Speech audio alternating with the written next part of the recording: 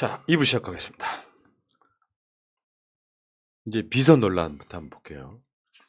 신모 씨, 이원모의 전 검사 이원모 인사비서관의 부인, 그 신모 씨에 대해서 문제 제기를 했는데 묵살당했다. 대통령실은 제보자 색출했다. MBC 단독입니다, 이게. 그러니까 이거 제일 심각한 거예요. 망해가는 대표적인 모습이에요. 엄청 심각한 거죠. 그러니까 네. 시스템이 붕괴되는 상황에서 그 시스템 자체를 개선할 수 있는 기회를 잃어버리고 있는. 거기다 진짜 중요한 게 벌써 어벤던십을 하고 있다는 거예요. 어벤던십이 뭐예요? 배에서 뛰어내리는 사람들이 포기하는 생긴다고. 포기하는 기부업. 비선 동행의 문제 제기는 묵살하고 제보자 색출이 혈안되어 있다. 이게 망하는 대표적인 모습이에요. 왜 박근혜 때 최순실도 마찬가지 아니에요? 이거 숨기려다가 결국은 망했잖아.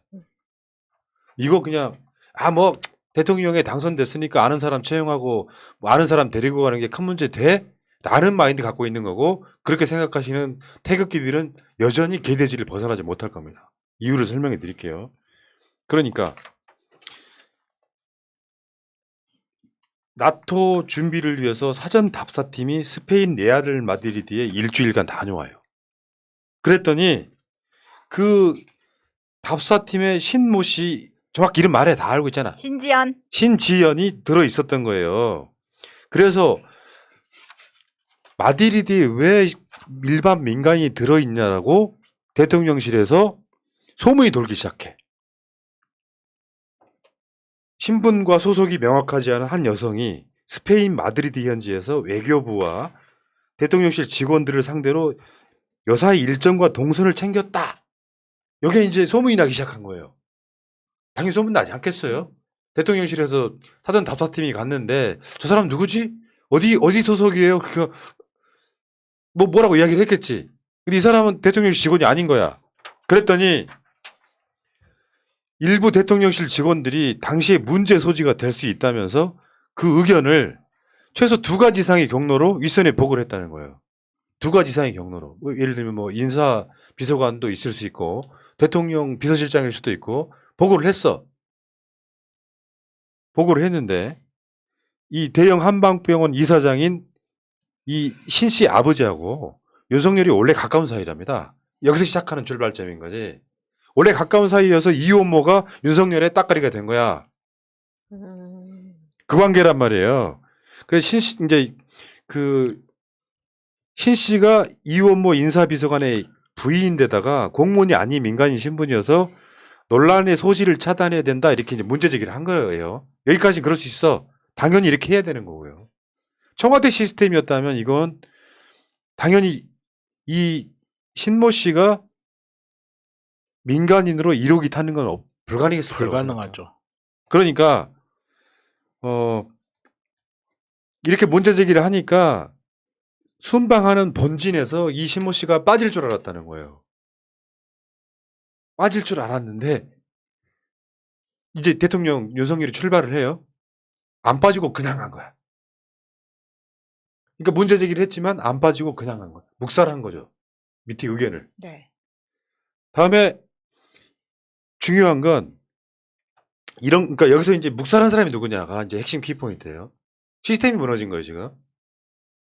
이런 가운데 신모 씨에 대한 MBC 보도 이후에 비서 논란이 확산되자 윤석열의 대통령실은 어제 이야기예요. 전 직원을 대상으로 통화 내역 제출 서약서 작성을 요구한 거. 통화 내역 다 까는 거에 동의하냐고 물어본 거. 이거 미친 거예요. 여기 사적인 통화도 다 있을 거 아니에요. 네. 누가 MBC 기자랑 통화했는지 알아보는 거죠. 그렇게 독재도 아니었는데 독재라고 욕하더니 정작 본인들이 이런 짓 하고 있습니다. 독재가 뭔 뜻인지 모르는 거죠, 얘네들은. 그 내용이 뭐냐면 보안상 긴급히 확인할 필요가 있어서 휴대폰 등에 대한 통화 내역 열람을 요청받았을 때는 거부하지 않겠다. 이게 서약을 하는 거야. 근데 내가 봤을 때는 이 특정할 수 있는 사람이 꽤 한계가 있을 거예요. 그러니까 특정 뭐 인사 비서관실이라든지 뭐 이런 방식으로 그런 것들이 특정하기가 쉬울 거란 말이에요. 전체 직원을 대상으로 할 필요도 없는 거예요. 근데 타겟팅하기가 좀 그러니까 전부 다 서약을 받는 방식으로. 그래서 제보자 색출을 위해서 직원들 소지품 검색을 시작했다는 거. 대박이다 진짜. 이게 큰 문제인 거죠. 소지품 검사 자체가 일단 불법인데 사생활을 지켜줄 의무랑 그다음에 자유를 침해한 거잖아요. 대통령실이 무슨 초헌법적인 기관입니까? 뭐 불법을 그냥 막 저지르고 이런 것들이 탄핵 사유에 해당이 되는 거고 대통령실에 근무하는 그 직원들이 다 이거는 그 소를 제기해야 된다고 봅니다. 이게 내부 반발을 자초하고 있는 거죠. 이렇게 되면은 내 사람으로서 사람 쓸 수 있는 사람이 굉장히 한정적이 돼버립니다. bingo요. 이제 직원들 못 믿는 시점에 들어가잖아요. 그러면 윤석열 혼자 고립되는 상태가 돼버려요. 이렇게 되면 안 되는 거지. 사실은 정상적인 시스템이라면 밑에서 이거 민간인인데 어떻게 사전 답사팀에 갈 수 있죠? 라는 문제 제기가 되면 보고 라인을 거쳐가지고 윤석열한테까지 들어가야 되는데 누군가가 중간에 묵살을 했거나 이따가 이제 왜 그런지 그 분석이 나옵니다. 윤석열 자체가 이거를 오히려 묵살한 주체일 가능성이 높다는 거예요. 이러면 이제 시스템 완전 붕괴된 거죠. 이거 윤석열 지지율 오르기도 힘들겠지만 어쨌건 그거랑 그 6천 채용한 거 있잖아요. 윤석열하고는 8천이라며. 네. 그러니까 사돈의 8천이 다 채용되고 있는 거야. 그 유명한 사돈의 8천이. 대통령실은 6천 채용은 위법이 아니다 이렇게 얘기했는데 아까도 그 이야기 좀 비슷하게 했지만 이 모든 거를 불법이냐 아니냐에 그걸로만 이야기를 하는 거예요. 그렇죠. 정치인데. 정치의 영역이란 말이야. 소위 말하면 국민정서법이라는 게 있단 말이에요. 특혜잖아.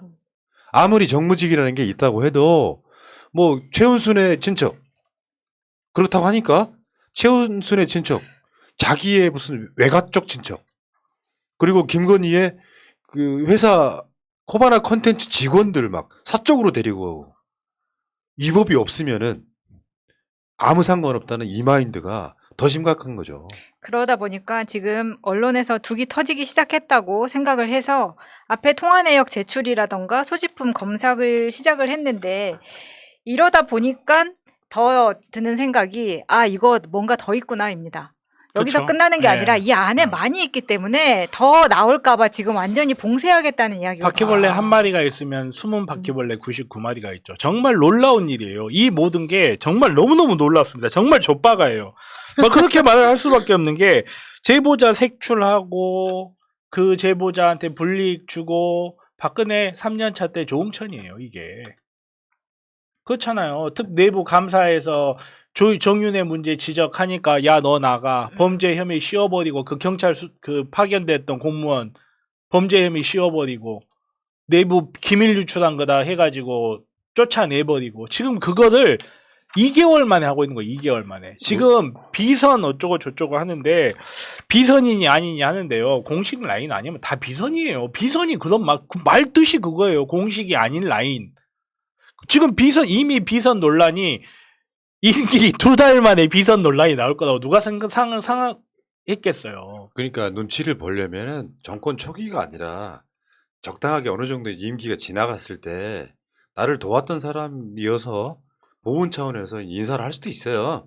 그걸 전부 다 모르고 나쁘다고 하는 게 아닌데 무시로 집을 들락거릴 수 있는 자가 채용이 돼서 친척이야.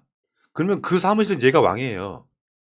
그렇죠. 네. 자기 상사도 아무 문제가 안 돼. 그것도 비선의 일종인 거예요. 그거랑 똑같은 거예요. 뭐 이분 부장님, 이분 과장님, 회장님 사진 딱 보니까 이분 우리 아빠. 이건 똑같은 거예요.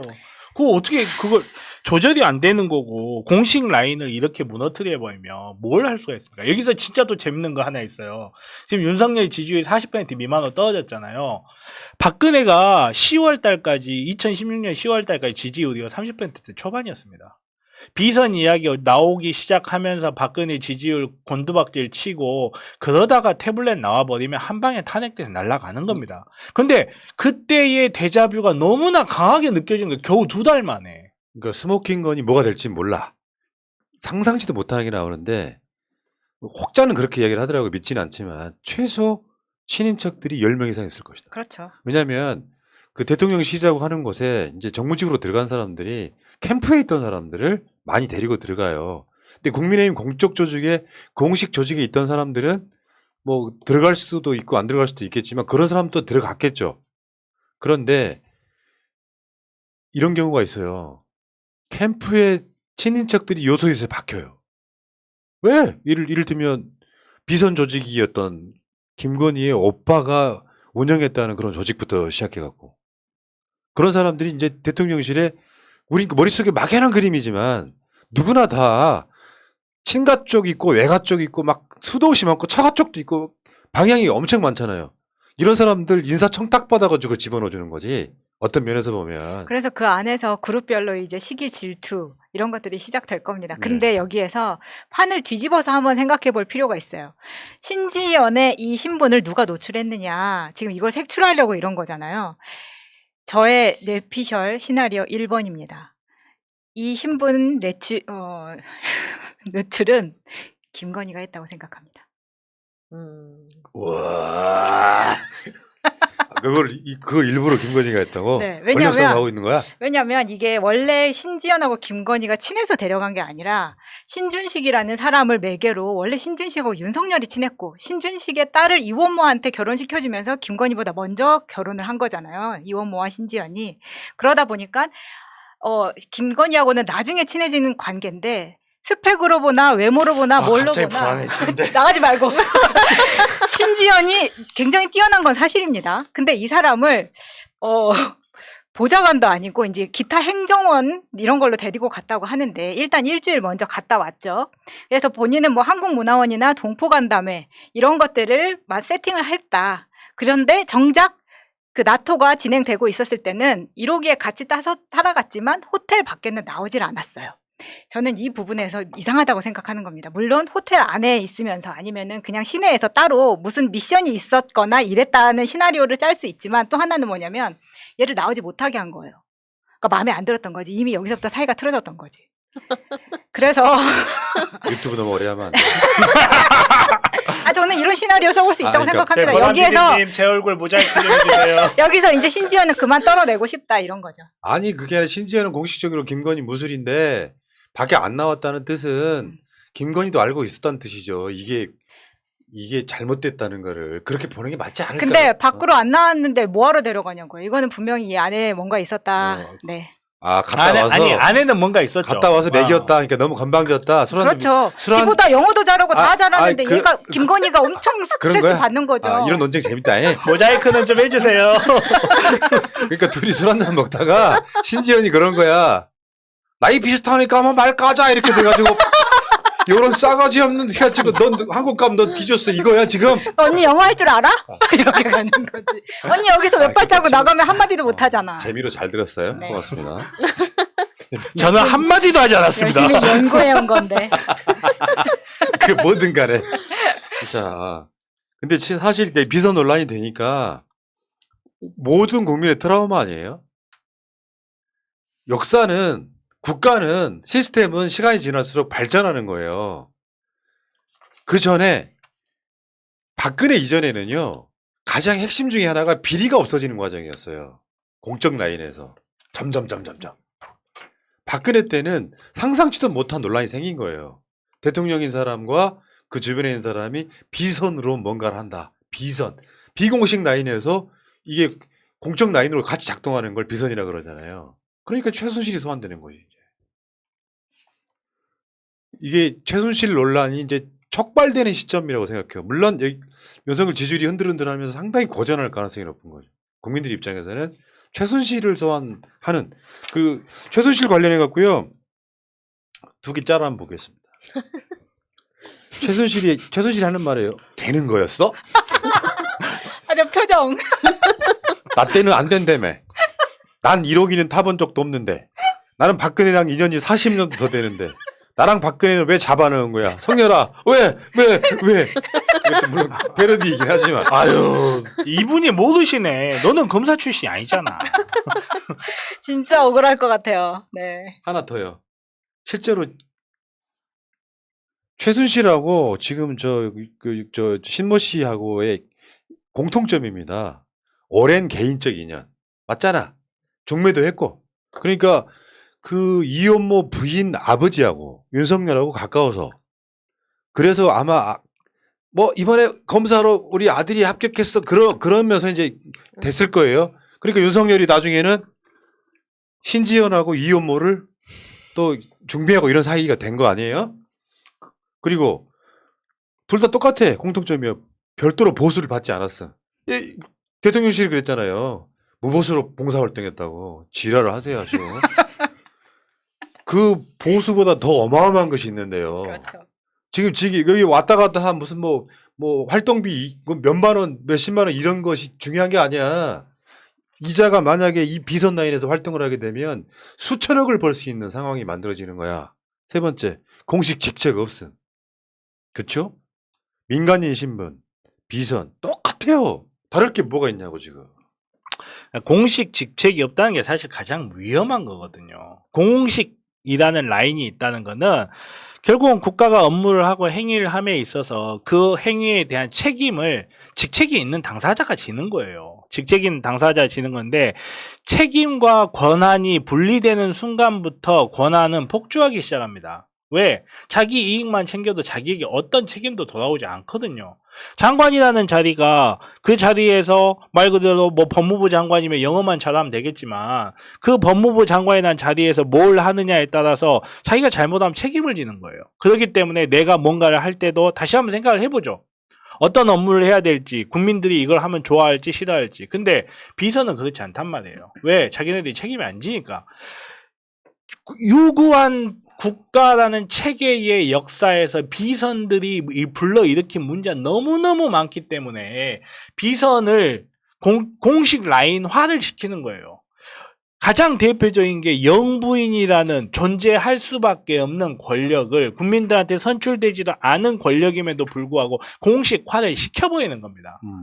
책임을 지게끔. 그리고 어떤 행위를 했을 때 그 책임이 돌아오지 않게끔 하기 위한 여러 가지 보호 장치를 하는 거고 그 중에 하나가 제2부속실인 거거든요. 네. 이런 과정들에 대한 이해가 전혀 없으니까 비선을 뽑아놓고 비선이 이게 왜 비선이냐 이러고 있는 거고 비선을 뽑아놓고 문제가 되니까 내부에서 제보자를 색출하고 있는 거죠. 근데 저는 그래도 정말 다행이다라고 생각을 하는 게 저는 개인적으로 그렇게 생각합니다. 저는 비선 논란이 나온 것은 저는 공식 라인에서 나왔을 거라고 생각해요.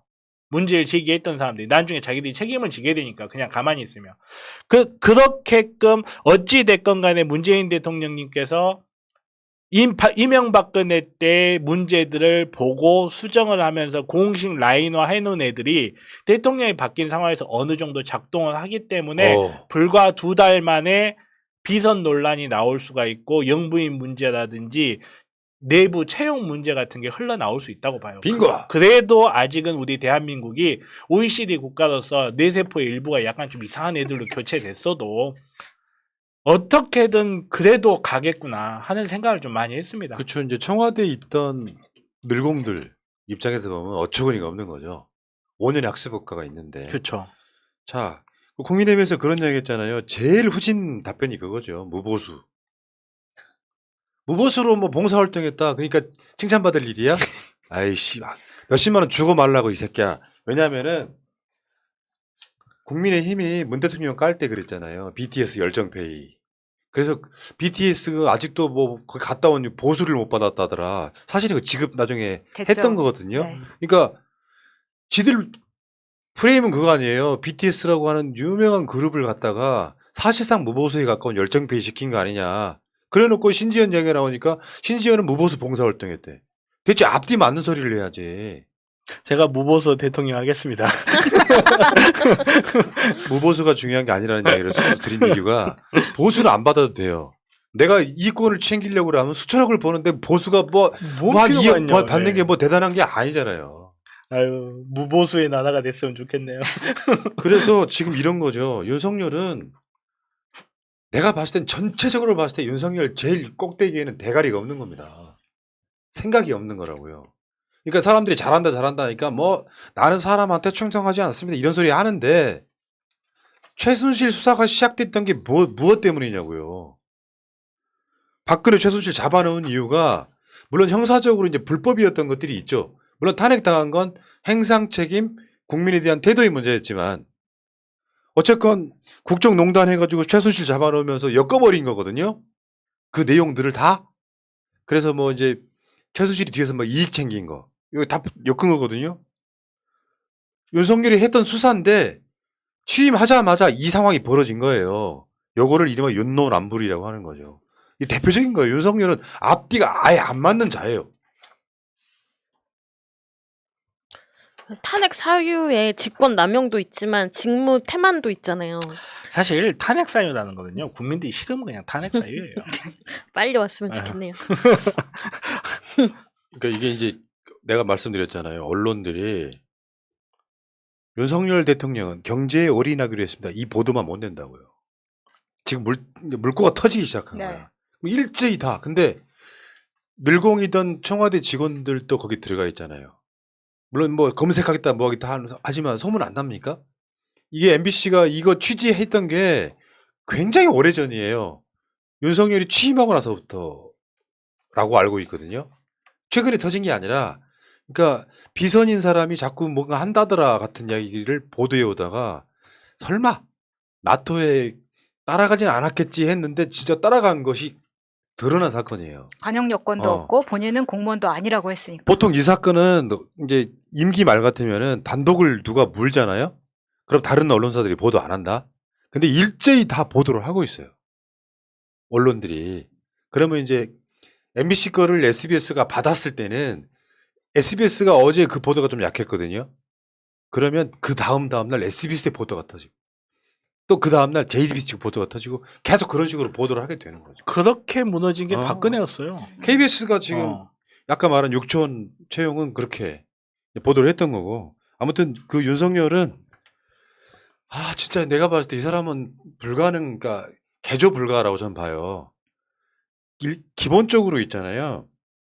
내가 공정한 사람이 되려면 내 집사람의 문제부터 수사받게 하겠다. 이게 안 되는 사람이잖아요. 그리고 계속 법과 원칙을 이야기합니다. 한동훈 똑같습니다. 법과 원칙을 이야기해요. 근데 그 모든 법에 내 가족과 측근은 포함이 안 돼요. 이걸 국민들이 누가 받아들이겠냐고요.